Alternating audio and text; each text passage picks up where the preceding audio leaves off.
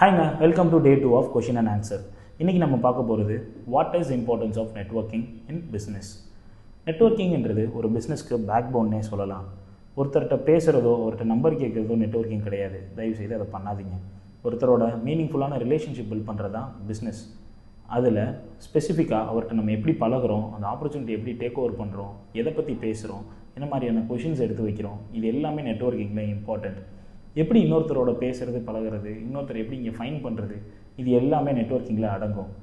நமக்கு நம்மளோட ஐடியாலஜி பொருந்துகிற ஒருத்தரை நெட்வொர்க்கில் சேர்க்கறது மூலமாக நமக்கு புது ஆப்பர்ச்சுனிட்டிஸ் கிடைக்கிது, புது ஃப்ரெண்ட்ஸ் கிடப்பாங்க, புது பார்ட்னர்ஸ் கிடப்பாங்க. ஏன் இது மூலமாக பெரிய பெரிய டீல்ஸும் க்ளோஸ் ஆகிருக்கு. இங்கே இந்த மாதிரி நம்மளோட சிமிலர் ஐடியாலஜி இருக்க பீப்புளை ஃபைன் பண்ணுறது, நெட்வொர்க்கிங் ஈவெண்ட்ஸ் போங்க, இண்டஸ்ட்ரியல் வெபினார்ஸ் போங்க, செமினார்ஸ் போங்க, இந்த மாதிரி இதெல்லாம் பார்ட்டிசிபேட் பண்ணுறப்போ நம்மளை மாதிரியே பிஸ்னஸ் பண்ணுற நிறையா பேரை மீட் பண்ணுற ஆப்பர்ச்சுனிட்டிஸ் கிடைக்கும். லிங்க்டின் மாதிரி ப்ரொஃபஷ்னலான ஆப்ஸ் போங்க, அதை நெட்வொர்க்கிங்கை க்ரியேட் பண்ணுங்கள்.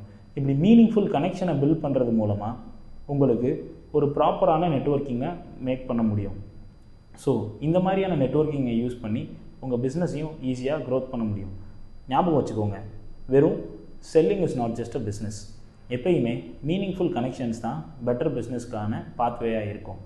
தேங்க்யூ.